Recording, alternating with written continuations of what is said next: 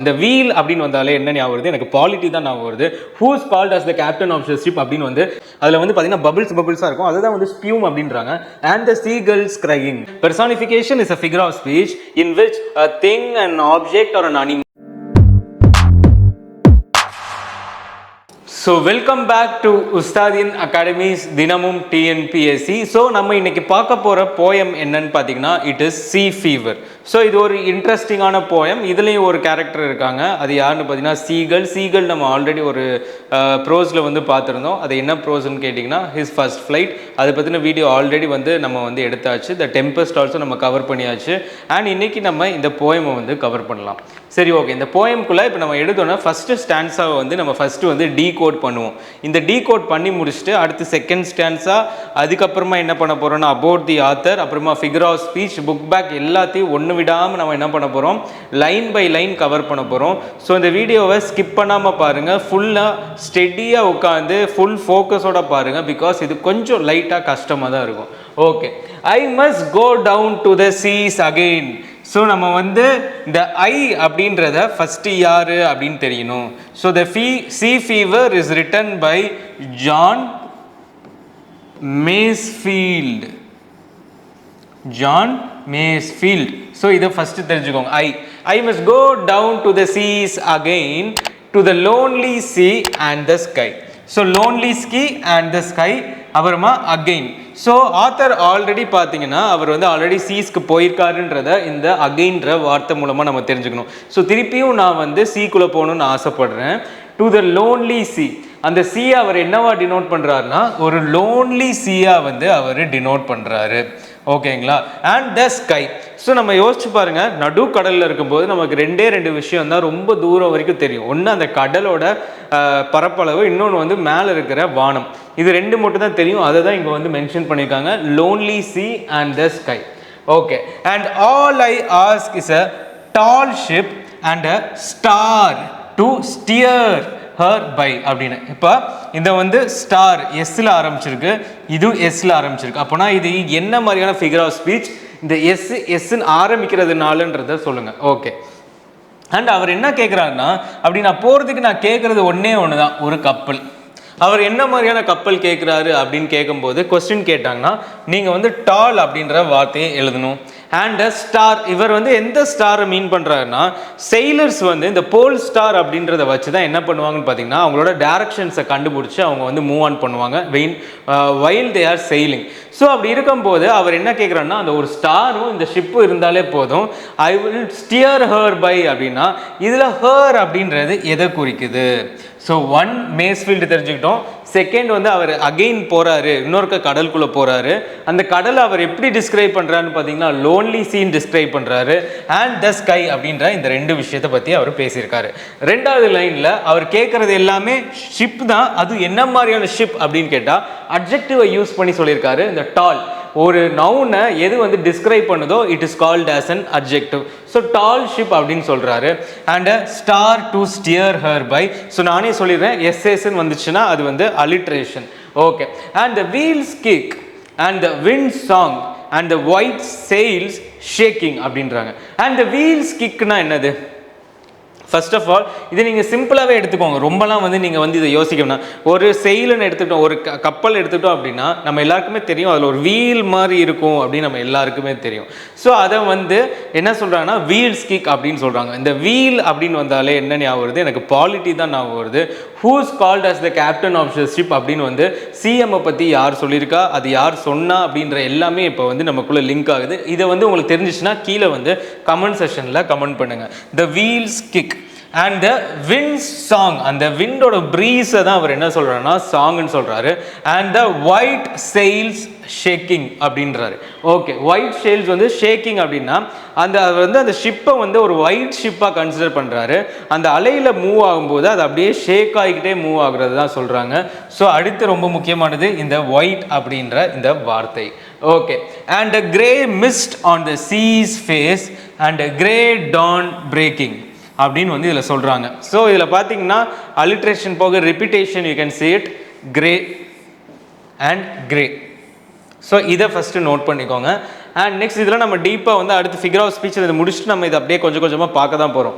So okay, on the sea's face and a great dawn breaking அப்படின்னா அந்த Don அப்படியே அவர் போகும்போது அந்த சைடில் இருந்துட்டு அப்படியே அந்த மிஸ்ட்டு நம்ம எல்லாருக்குமே தெரியும். நம்ம பார்த்துருந்தோம்னா இந்த கரேபியன்ஸ் மூவி, அப்புறமா ரீசெண்டாக ஒன் பீஸ் அப்படின்ற ஒரு சீரீஸ் வந்து ரிலீஸ் ஆச்சு. கரெக்டாக அந்த நைட் அந்த குளிருக்கு இருக்கிற மிஸ்ட்டை அப்படியே கொஞ்சம் கொஞ்சமாக மூவ் ஆகும்.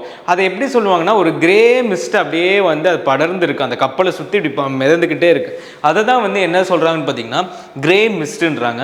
இந்த சைடு எதை பற்றி பேசுகிறாங்கன்னா கிரேட் டான் பிரேக்கிங் அப்படின்றாங்க. கிரேட் டான்னா என்னன்னா அந்த இடத்துல வந்து அந்த சூரியன் உதிக்கிறது சன் ரைஸை தான் வந்துட்டு கிரேட் டான் பிரேக்கிங் அப்படின்றாங்க. Okay, I must go down to the seas again for the call of the running tide. அதாவது திருப்பியும் சொல்றாரு, I must go down to the seas again, இதே லைன் தான். Okay, for me the call of the running tide, அந்த tide வந்து என்னை கூப்பிட்டுக்கிட்டே இருக்கு, அந்த ரன்னிங் டைடு அப்படின்றாரு. ஸோ இந்த வார்த்தையும் நீங்கள் மனப்பாடம் பண்ணிக்கோங்க. ஸோ ஒருவேளை இந்த இதை கொடுத்துட்டு டைடுன்னு கொடுத்து ரன்னிங்கை கொடுப்பாங்க, ஷிப்பை கொடுத்து டாலுன்னு கொடுப்பாங்க, செயிலுன்னு கொடுத்து ஒயிட்டுன்னு கொடுப்பாங்க. இந்த வார்த்தையெல்லாம் மேட்ச் த ஃபாலோயிங்கில் கொடுத்தா நீங்கள் என்ன பண்ணுவீங்க? ஸோ மக்கப்பிட். நமக்கு தேவை 100க்கு 100, நமக்கு தேவை குரூப் 2க்கு படிக்கிறது கிடையாது, குரூப் 2க்கு பாஸ் ஆகுறது. ஸோ எல்லாத்தையுமே என்னதான் வந்து அது வந்து அவ்வளோவா ஒர்த்தான கேள்வியாக இல்லைன்னாலும் we should study it because அதுதான் கேட்பாங்க. is a wild call and a clear call that may not be denied. அந்த கால், அந்த டைடு கூப்பிடுறது, இட் மே பி வைல்டு, கோபமாக கூட கூப்பிடலாம், வா நீங்கள் வா அப்படின்னு சொல்லி கூப்பிடலாம். It may also be a clear call, கண்டிப்பாக நீ வந்தே ஆகணுன்றதை கிளியர் கட்டாக சொல்கிற ஒரு காலாக கூட இருக்கலாம். That may not be denied, அதை வந்து என்னால் டினை பண்ண முடியாது, புறக்கணிக்க முடியாது அப்படின்றத இதில் வந்து சொல்லியிருக்காங்க. யாருன்னு பார்த்தா நம்மளோட போயட். ஸோ இதை நல்லா வந்து நோட் பண்ணிக்கோங்க, வீடியோ கூட பாஸ் பண்ணிவிட்டு இதை நோட் பண்ணுங்கள். அண்ட் இப்போ நம்ம நெக்ஸ்ட் ஸ்லைட்குள்ளே போகலாம். Next, and all I ask is a windy day with the white clouds flying. அவர் என்ன கேட்குறாருன்னா, நான் போகணும், ஆனால் நான் ஒன்றே ஒன்று மட்டும் கேட்குறேன் என்னோட நிம்மதிக்காக, கண்டிப்பாக வந்து அது ஒரு விண்டி டேயாக இருக்கணும், அப்போனா தான் என்னால் ஜாலியாக வந்து என்னால் ட்ராவல் பண்ண முடியும். இன்னொன்று ஒயிட் கிளவுட்ஸ் ஃப்ளைங், கண்டிப்பாக ஒயிட் கிளவுட்ஸுன்றது எதை மீன் பண்ணுறாருன்னா கிரே கிளவுட்ஸ்ன்னு ஏன் சொல்லலாம், கிரே கிளவுட்ஸில் என்ன மழை வரும், ரொம்ப டிஸ்டர்பன்ஸாக இருக்கும் for travelling. So is denoting white clouds flying அப்படின்னு வந்து சொல்கிறாரு. And the flung spray and the blown spume அப்படின்றாரு. flung spray and the blown spume and the seagulls crying. So flung spray na we can take it as the drizzling ah kuda eduthikalam, and the blown spume அப்படினு சொல்றாங்க. blown spume na for example நம்ம எல்லாருக்குமே தெரியும், கடல் இது பண்ணும்போது அதுல நுரையா வரும், அதில் வந்து பார்த்தீங்கன்னா பபிள்ஸாக இருக்கும், அதுதான் வந்து ஸ்பியூம் அப்படின்றாங்க. And the seagulls crying. So இதில் வந்திருக்க மென்ஷன் ஆகப்பட்ட அந்த பறவையோட பேர் என்னென்னா சீகல். சீகலில் தான் நம்ம எதில் பார்த்துருப்போம், ஹிஸ் ஃபர்ஸ்ட் ஃப்ளைட்டில் பார்த்துருப்போம். சீகல் க்ரையிங் அப்படின்னா க்ரையிங் கிடையாது, அதோட வாய்ஸ் வந்து அப்படி அழுகிற மாதிரி இருக்கும், கிங் கிங் கிங் அப்படி சவுண்டு கொடுக்குற மாதிரி இருக்கும்.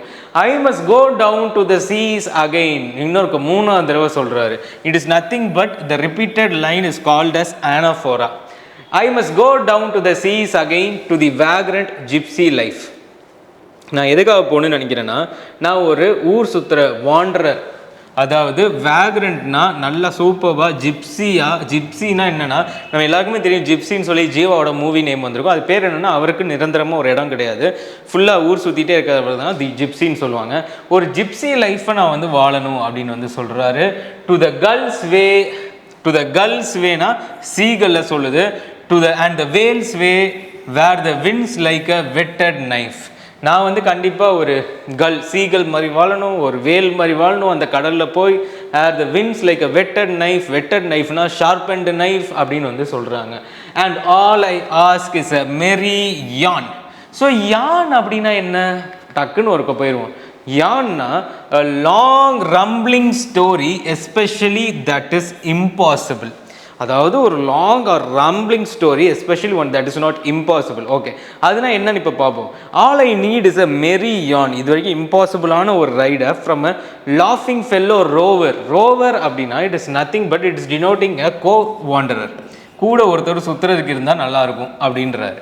Okay, and quiet sleep and a sweet dream when the long trick's over. அது மட்டும் எல்லாம் முடிஞ்சதுக்கப்புறமா ஒரு குவைட்டான ஸ்லீப், ஒரு நிம்மதியான தூக்கம், ஒரு நல்ல கனவு. when the long tricks over, கடைசியாக இதெல்லாம் முடிஞ்சதுக்கப்புறமா எனக்கு இந்த ரெண்டும் தேவை. So quiet sleep sweet dream இது ரெண்டையும் நல்லா நோட் பண்ணிக்கோங்க. ஸோ இதில் இருக்கிற ரைமிங் ஸ்கீம்ஸை பார்க்கலாமா? Rhyming scheme flying crying B, B life ஏஏ, A A rover, over sky by A, shaking breaking B, tide denied C. So இதெல்லாம் உங்களுக்காக ரிப்பீட் பண்ணியிருக்கேன். So who is John Masefield? அவர் எந்த நாட்டை சேர்ந்தவர் அப்படின்னு பார்த்தீங்கன்னா, he is a poet laureate from United States in 1930. He is an English poet as well as the writer அப்படின்றத தெரிஞ்சுக்கலாம். Okay, next. ஸோ இதெல்லாம் நம்ம பார்க்கலாம். A star to steer அப்படின்னா a north star is the pole star which tells the sailor. நம்ம already பார்த்தோம், ஒரு sailorோட அவருக்கான directions அந்த ஷிப்பை வந்து கரெக்டாக வந்து செலுத்துறதுக்கு ஹெல்ப் பண்ணுறது என்னன்னா the north pole, north star, flung through தூக்கி போடுறது, ஸ்பியூம் சி ஃபோம் அதான் சொன்னேன் பபிள்ஸா, வேக்ரண்ட் வாண்டரிங் ஊர் சுற்றிக்கிட்டே இருக்கிறது, வெட்டட் ஷார்பன் ரொம்ப வந்து கூர்மையாக இருக்கிறது, யான் a longer rumbling story especially one that is impossible, flurried worried, rover wanderer, trick a period of stay on the ship after the voyage, trick a period of stay on the ship after the voyage. Okay, next. The title of the poem Sea Fever means the poet's deep wish to be at the sea. Next, the poet asks for a tall ship. The poet wants to deal a life at sea like the gulls and the whales. So இது எல்லாமே ரொம்ப இம்பார்ட்டண்டான 1 marks. So இது எல்லாத்தையும் நம்ம இப்போ 1 by 1 பார்ப்போம் இன் டீட்டெயில்டாக. I must go down the sea again to the lonely sea and the sky. Where does the poet want to go? He wants to go into the sea again. He can take it as deep sea. Second question, இதுக்கான answer என்னன்னு பார்க்கலாம், நீங்கள் read பண்ணிக்கோங்க. What kind of, சரி நானே படிச்சுறேன். What according to the poet are the pleasures of sailing, வாட்சிங் from the shore, wind song, the ship steering wheel and the shaking of sail in the breeze. இதில் ஏதாச்சும் ஒன்று கூட உங்களுக்கு கொடுத்து வந்து உங்களை கேட்கலாம். Why does the poet ask for windy day? நான் உங்களோட அண்டர்ஸ்டாண்டிங் படி பார்ப்போம்.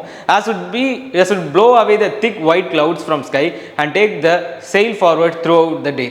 What kind of human company does the poet want? Wants the company of fellow sailor wanderer like him. What does the poet want to do after his voyage is over? Wants to sleep soundly with a pleasant dream. Sleep.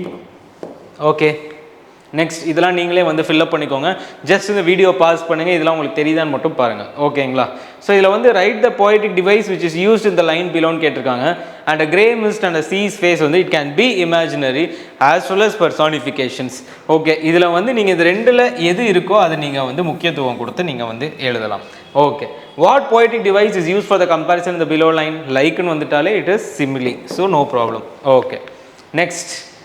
White sail shaking wild call, grey dawn clear call, running table windy day. இது எல்லாமே நீங்கள் வந்து note பண்ணிக்கோங்க. Next, so இப்போ வந்து நம்ம figure of speech வந்து பார்க்கலாம். ரிப்பட்டிஷன் அப்படின்னா என்ன? What is repetition? அப்படியே உங்களுக்கு தெரியுதான்னு பாருங்கள். What is repetition? இந்த இடத்துல நான் உங்களை கேள்வி கேட்குற மாதிரி நினச்சி you can just say the meaning of it. So repetition is nothing but the repetition is a figure of speech in which a certain word or a phrase is repeated twice in a line. Okay, இதில் பார்த்தீங்கன்னா grey வருது, செகண்டில் வந்துட்டு கால் வருது, தேர்டில் வந்து வே வருது. What is a simile? Simile is a figure of speech. Simile is a figure of speech which compares two things with the word like as well as as. ஓகேங்களா? So இப்போ அடுத்ததுக்குள்ளே போகலாம். ஸோ இதில் வந்து wins like a whetted knife. Anaphora is a thing in which the line starts with the same part of a line, or it may be a word, or it may be a group of words which the poet uses to sympathize. ஒரு முக்கியமான விஷயத்தை வந்து அவர் வந்து அதில் உணர்த்தணும்னு நினைக்கிறது தான் இதில் வந்து சொல்லியிருப்பார். I must go down to the sea again. I want to go to the sea again சொல்லி 2-3 தடவை சொல்லியிருப்பார். and all I ask is அப்படின்னு வந்து திருப்பி இதில் வந்து சொல்லியிருக்காங்க. Okay, next. Personification. What is personification? Personification is a figure of speech in which a thing, an object or an animal is given a characteristic of an human being is called as personification. Lonely sea, star to steer, wind song, metaphor. Metaphorனா நம்ம எல்லாருக்குமே தெரியும், like as இல்லாமல் 2 unrelated things வந்து compare பண்ணுறது தான் it is called as metaphor.